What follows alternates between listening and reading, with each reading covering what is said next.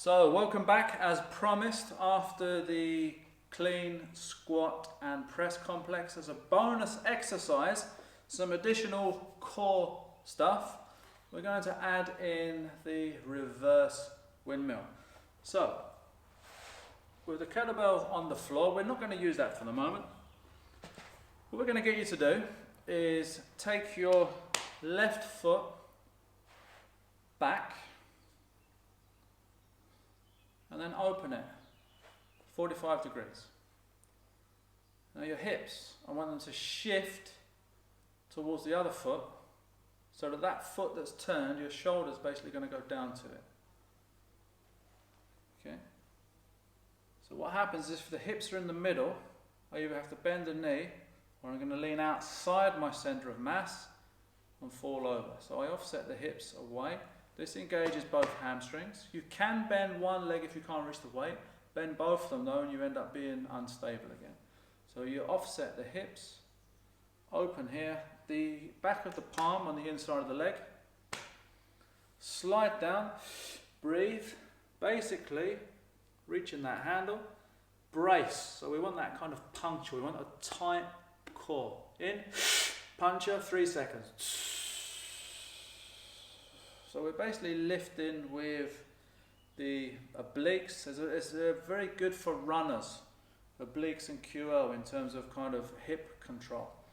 So again, from the beginning, we've got the feet parallel. Your left foot is going to step back and offset to 45 degrees. Hips are going to move away. Shoulder down to the foot that's externally rotated as we move the hips. Coming in, grab and breathe. And come up. So we actually want some time under tension here. Instead of like a kind of bicep curl in a second, we really want you to come up with an exhalation of a few seconds, similar to the transitions you'll see in yoga poses. The other foot you can actually turn. You may find that easier, or you can keep it open. So you can have both feet angled off at 45 degrees. Hips move away. Reach down, grab the handle, stand tall,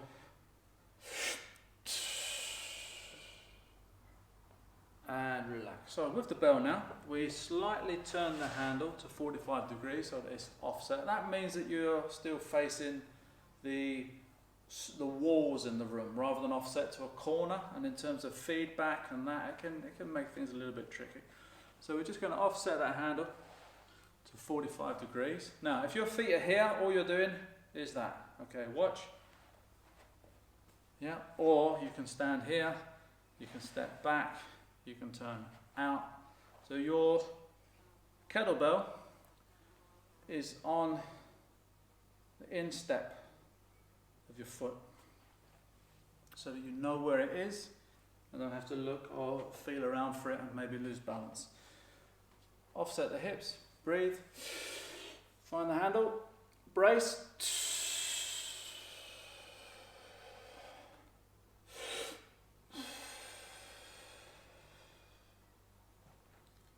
and switch sides. So again, we're going to just shift that across relative to where the feet are, into the instep, close to the shin so that you know where it is. Foot comes forward, so the feet are here, bell here. Hips away, hand, breathe, brace,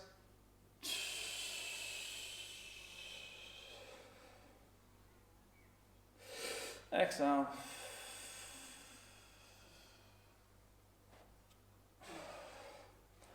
so the windmill, let me just sit down here because I've adjusted the angle of the camera. The windmill is pretty much a core isolation exercise.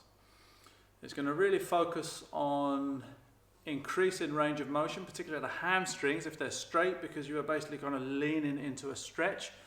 But the real effects are going to be at the obliques and the QL, kind of around the hip area. What I recommend people do is you certainly don't want to hit this for kind of sets of 10 or 20 repetitions. What I recommend is add this in as, don't let the term finisher fool you, it's not about collapsing in a heap. Add them in as a finisher. So a great example would be using the kettlebell as a seat, which I haven't done for a long time. A great example would be to do your 5 minutes of clean squat and press, and then maybe put 90 seconds on the timer and just do alternate windmills to finish. So you could literally have the bell here. So we've got 90 seconds on the clock. Good form. So obviously I'm going a little bit faster than that 3 seconds which I told you about earlier, and that's okay. And then we're going to switch that over. We're going to come here.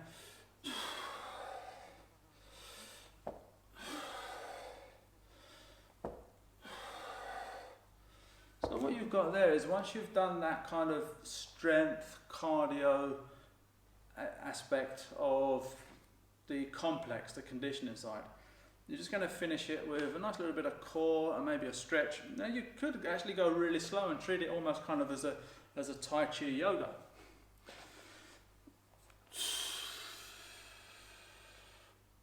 So that will give you a much better core workout than the fast version ever will.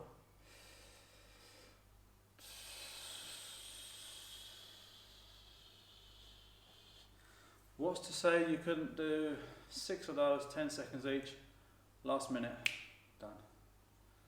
So there you have it. We've got the squat and the deadlift, 2-hand swing, clean, rack squat, press, variations of the press to make it a little bit more isolated, seated and on the floor version. Then we've given you a complex as a take-home workout which pretty much ticks all the boxes, and then some core stuff, that reverse windmill to finish it. I do hope you've enjoyed that and you've had as much fun in the world of kettlebells as I have. I'm still learning, I'm still passionate about them, I love teaching them, I love training with them. I can see these as things that will literally be with me for the rest of my life. And the great news is they'll last longer than I do, because you won't need to buy any more. They're cast iron, stainless steel, they will last hundreds of years. You may need to, I don't know, if you look after them and they don't rust or rot, you might need to give them a re-powder coat or a sand down once in a lifetime, if you've forgotten about them and chucked them in the back of the garage.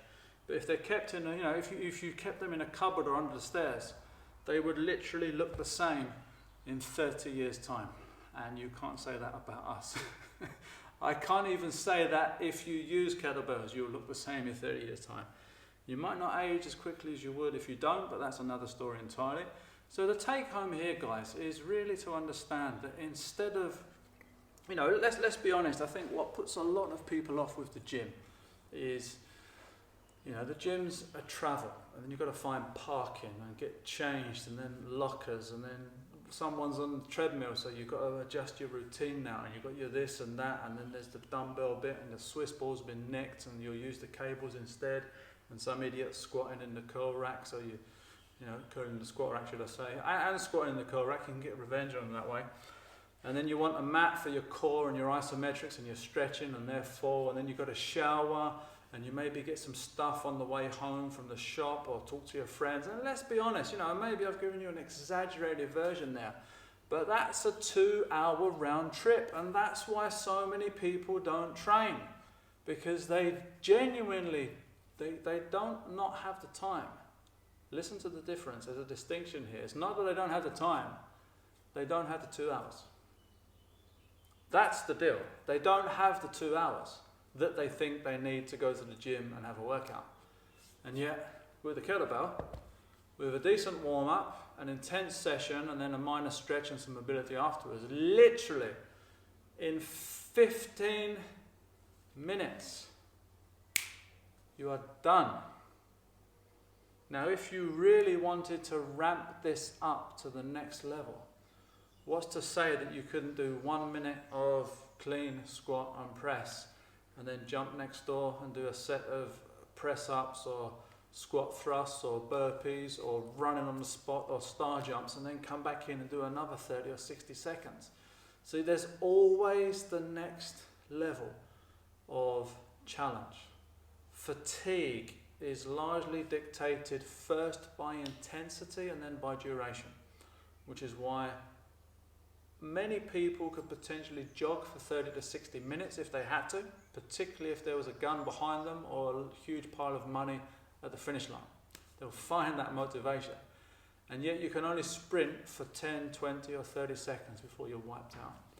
So what happens is it's the intensity of the training that dictates the fatigue more than the duration.